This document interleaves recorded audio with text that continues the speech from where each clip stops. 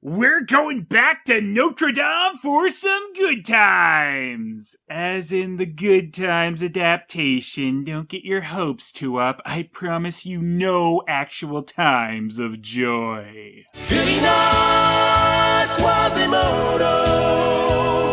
His heart was as big as the sky. He met a girl called Esmeralda. Sometimes when I say UAV, people seem to hear good times, but there's no secret here. This is gonna suck. Oh, I said it! What? Goodtimes' version of the Hunchback of Notre-Dame is another one of the Jetlag produced tunes. I found out now that when Goodtimes first started their cash-in on Disney schemes, they made a deal with Golden Films to release their animated movies. But when the Golden deal was up, Goodtimes' founders, the Kyrie brothers, contacted Jetlag to make more cash-in animations. Golden Films obviously went on to make those cartoons under the Sony Wonder banner, but eventually came crawling back to Goodtimes. Right around the time they pretty much died and were bought out by Gaiam. But remember, of the original 1990s bunch, the Jetlag productions were the new hip tunes on the Goodtimes block. And as this is a Jetlag one, it's got the usual cast used by BLT Productions.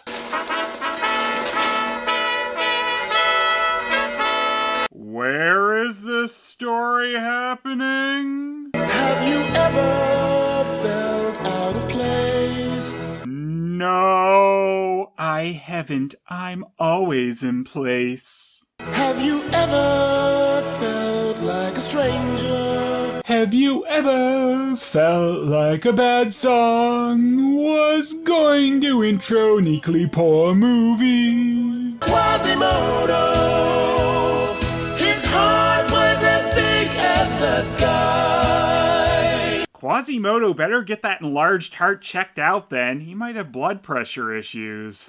He met a girl called Esmeralda. Okay, get on with it. You don't need to tell me the whole story through the song. It was Quasimodo Sunday. The super creative priest had a tough time deciding if he should name the baby Quasimodo or Sunday. Without a word to anyone, she placed her child on the foundling shelf. Too bad it's Sunday. That donation box would have been too filled up to place a baby in tomorrow.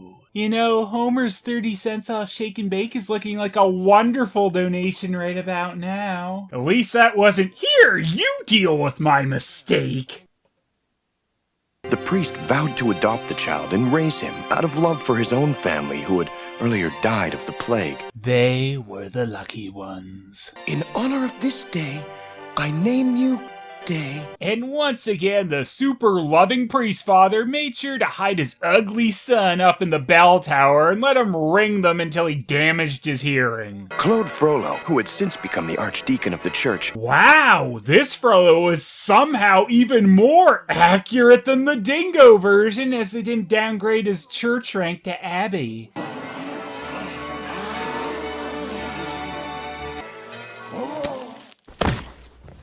Well, that was bound to happen one of these days. Thought he might have wings in that hump of his, but guess not. Oh well. Well, I'm sure Quasimodo's death-defying bell-ringing show brought a lot more babies to the donation box. Of course, you had to be 18 or older to see the after show where Quasi cut it on with the bell. It's alright, 'cause I'm screwed by the bell. My play is about to begin. Come inside, everyone! But everyone was fascinated with Quasimodo, not at all interested in attending a new morality play. Yeah, as not shown here, as everyone is staring at some beard guy and not Quasimodo, unless he's really changed in the last minute. By an unknown author. Please, you must come. Wow, Jetlag must have gotten an audio editing assist from Dingo there. It's time to elect the Pope of Fools!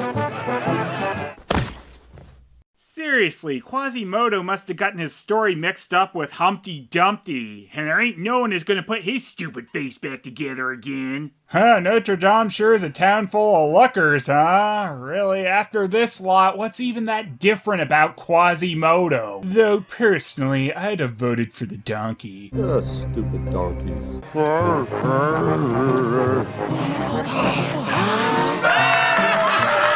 Quasimodo is hereby elected this year's Pope of Fools! You is the Pope of Fools! Wow, I can't believe I used that clip there. That was pretty much the most unexpected thing I could have done. We then meet Esmeralda dancing the "there must be something more than this" dance, which really shocks stupid old Pierre. Don't know what he really expected. Dancer dances, and you won't believe what happens next! I don't believe it! Believe it.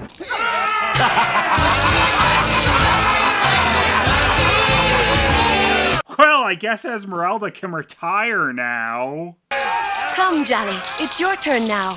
Oh, never mind. She's not gonna pick any of that up.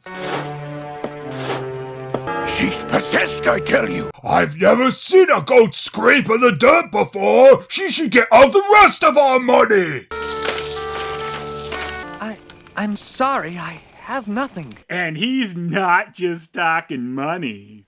This guy enjoys Esmeralda's show so much he had to come twice to the same performance. Being elected the Pope of Fools was the first real pride he'd ever known. Sadly, he did not understand that he was not being honored at all. He was being mocked. Why did a bunch of people try out for Pope of Fools then? Well, being mocked is better than nothing. Sacrilege! Profanation! Classic father-son argument. It's Archdeacon Frollo! What's he doing with that monster? Everyone knows Quasimodo lives at the church, and do they really think that Frollo never runs into his son? Or did he not tell anyone that he adopted him? What a dick. And Frollo's usually such a nice character. Do you not realize what you're doing? I do like how over the years Frollo's voice went from kinda regular sounding to evil. In honor of this day, All right, then. Die! Guess adopting Quasimodo really didn't agree with him.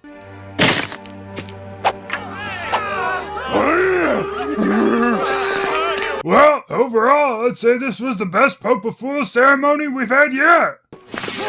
Oh, yeah, Frollo's just at the kidnapping stage of his relationship with Esmeralda, which is quite the leap considering we've established nothing about him obsessing over her, or him even having a slight interest in her.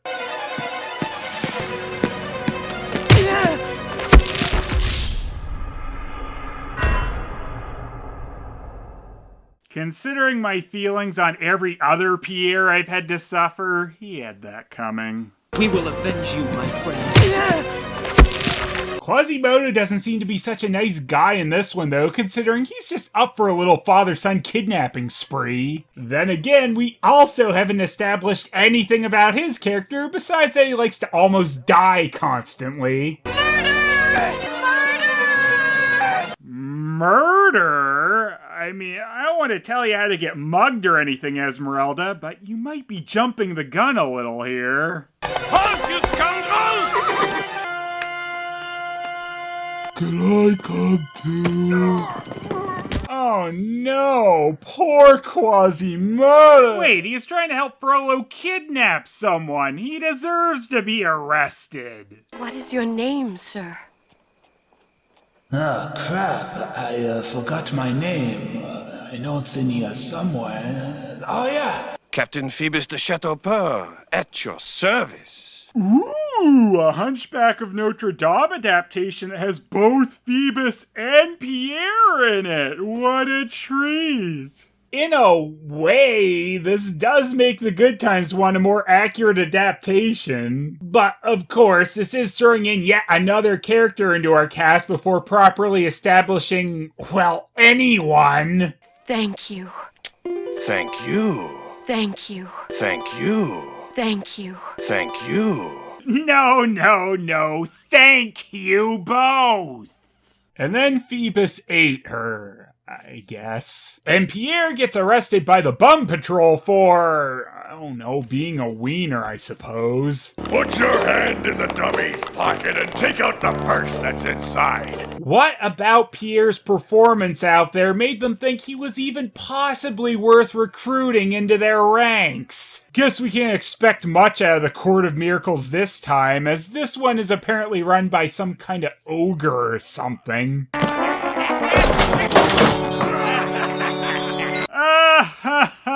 Is Pierre dead yet? It's our custom not to sentence a man without first asking if there's any woman who wants to marry him.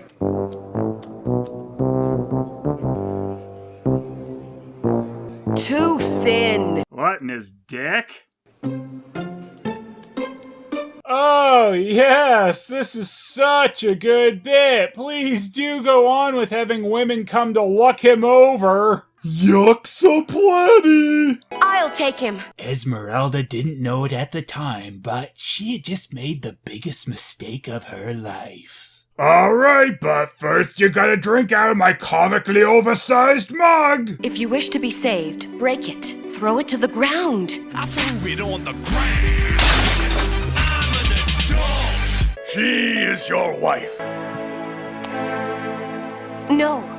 I married you to save you. No other reason. I'm really amazed they decided to keep the loveless Pierre Esmeralda marriage thing from the book. If only they'd keep the original ending where everyone is just miserable and then they die. Esmeralda is so serious about not wanting her loser husband to touch her that her hand and then her ear turns white.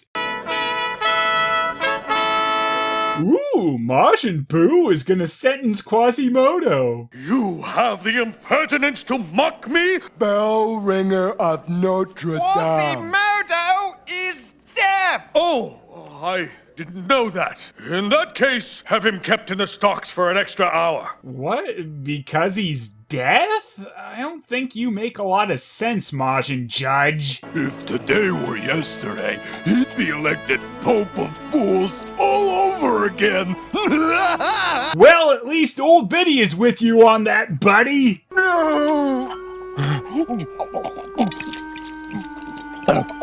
I feel as though there are certain expectations set on me for moments such as this. Useless is completely Quasimodo now.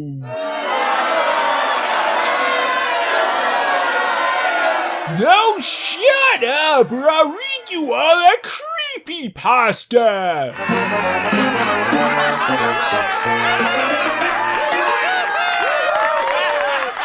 No, that's what you all wanted, was it? Well then, maybe you're all the ones who are completely useless now.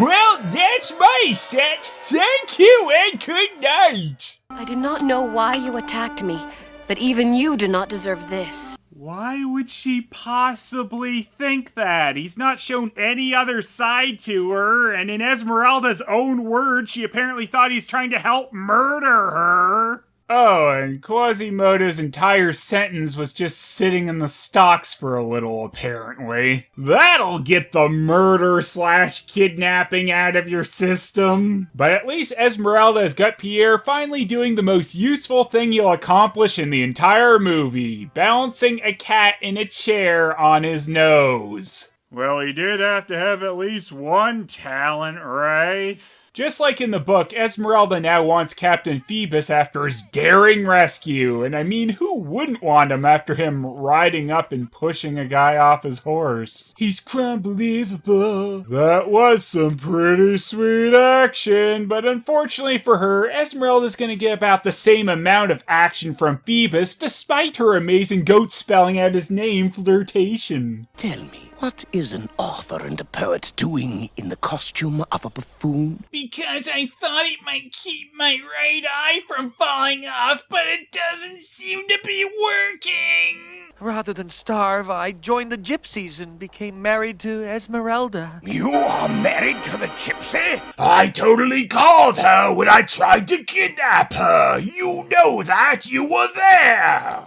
That was you? No. Yeah, you're right. The kidnapper had a hood up and your hood isn't up. This man is crumbelievable. Rest assured, Esmeralda has retained her virtue. Probably a weird thing to just tell you, but you know, I'm really simple. Bye! Frollo then prays that Esmeralda will bang him or something. I'm possessed by this magnificent creature! Esmeralda's dance while a buffoon balances a cat and chair on his nose act is mediocre at best, dude. Why?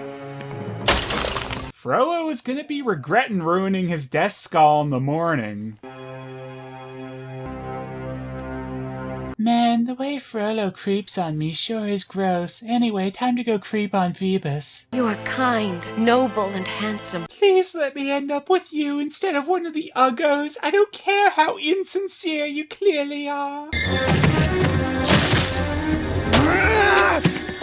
Wow, I didn't expect Goodtimes to roll out the blood for their Hunchback movie. They were more extreme than censored old DBZ at the time. Go on, murder me too. Why is everyone obsessed with her again? Well, clearly Esmeralda would never be able to ID Frollo cause he was wearing a hood. That's Frollo-proof, man! So she gets arrested for attempted Phoebicide, which I guess means a good half day in the stocks. Meanwhile, Quasimodo rubs against part of Esmeralda's necklace because he thinks he's a cat now.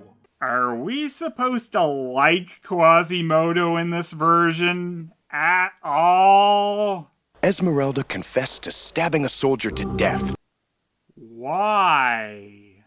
Esmeralda was sentenced to death. I guess Mosh and Judge just had a thing for old Quasi. Do you ask forgiveness for your sins and failings? I have done nothing wrong. I don't think Esmeralda and the narrator got together for their stories here. Tell me, Phoebus, am I the only one you love? Oh, Fleur-de-Lis, you are as beautiful as the symbol on my chest. Also, I got backstabbed, so obviously I need my arm in a sling.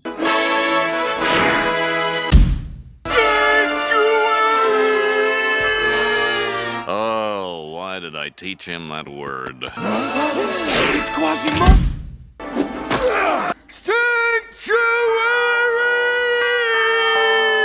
We got the reference already, Goodtimes. You didn't have to be that spot on with it. We love murderers escaping their sentences! Why did you rescue me? Well, I was mostly trying to finish that botched kidnapping from before. Never leave the church.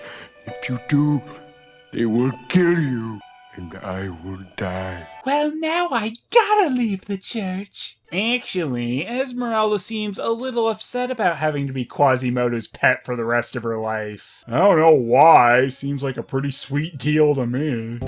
Is she real? No, she's not. What part of Quasimodo's little Esmeralda fantasy involves him getting watered in the stocks? Guess little Quasar's into a little domination play. We then learn, though, that Esmeralda only truly has eyes for herself. I knew there was someone missing from this story to have an Esmeralda obsession. Who's there? Who is it? Good scene! I feel like we've now properly established these characters. What was always missing was the fact that Quasimodo snores. Frollo comes by to see if really choppy animation will win Esmeralda's heart, but somehow that doesn't work. You're the one who stabbed Captain Phoebus! It was really kinda obvious now that I think about it. I am the only one who truly loves you. Wrong! Esmeralda told him how the priest was the one who should have stood trial, but Quasimodo would not listen. Because he was deaf. Also, Quasimodo just kind of blows in this one. I mean, why would he want to help move the plot along? Frollo tries out his choppy animation moves on Doofy Pierre, who naturally is more receptive to such stupidity. If you should trade clothes and places with Esmeralda, she could leave the church undetected. But what of me? I would be the one to be hanged. Yeah, sounds like win-win to me. I have a strong attachment to certain aspects of life. Jeez, even We Will Avenge You Pierre Locke was a better character than this wiener. There is no reason for you to hide. You do not repulse me. Captain Phoebus has been forgotten. I know now that he never loved me. There was massive character development for me off-screen to get to this point. We must go. Don't go. Out of the way, you imbecile! No! Hurry! He's no great loss. Pierre, you're the worst. So apparently Frollo's new plan was to let loser Pierre and friends into the church to break Esmeralda out. Then hope she would get away from the guards after he called them, then also hope that she would be stupid enough to go with him to supposed freedom. That's a remarkably well planned out bad plan.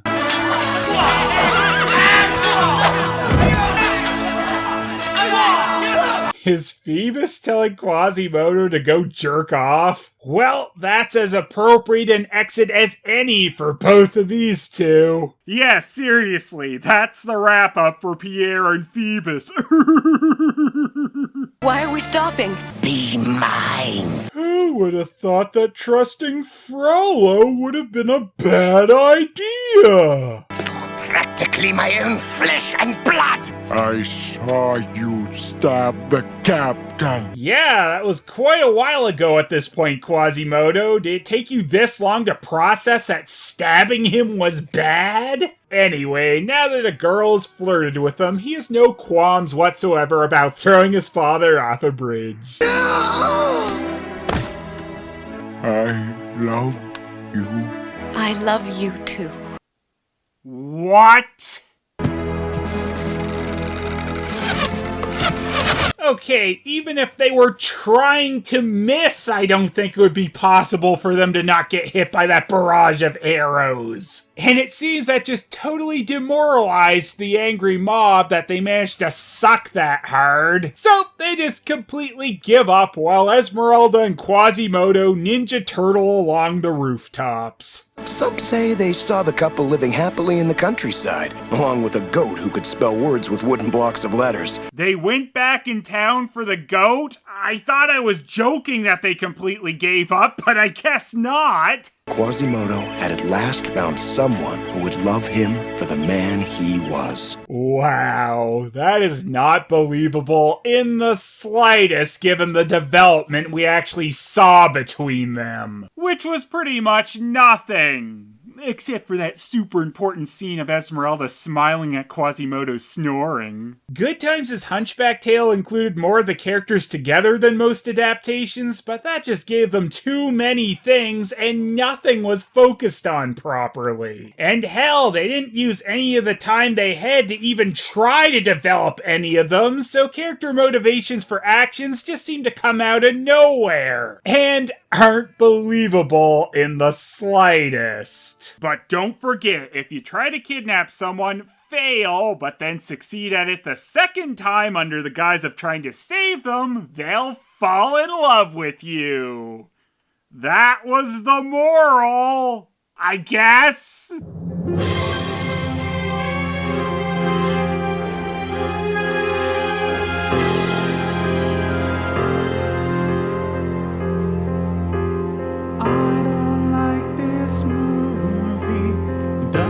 Seem too friendly. These monsters seem so fake.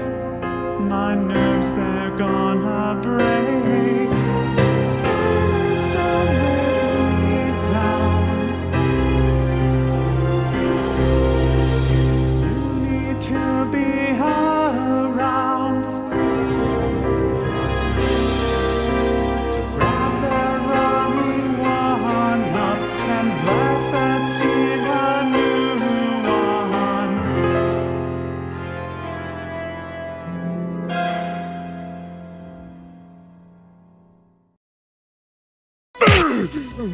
We will avenge you, my friend. Water, please. He's no great loss. Yeah, maybe Disney had the right idea by not using stupid douche face Pierre.